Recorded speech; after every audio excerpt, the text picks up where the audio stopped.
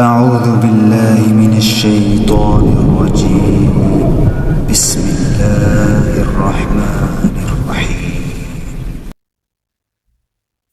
والتين والزيتون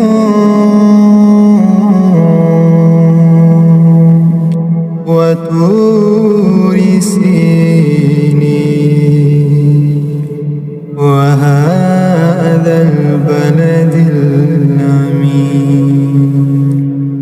لقد خلقنا الإنسان في أحسن تقويم ثم رددناه أسفل سافلين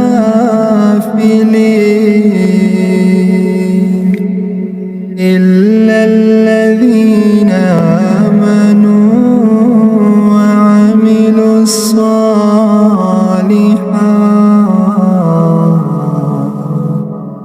ولهم أجر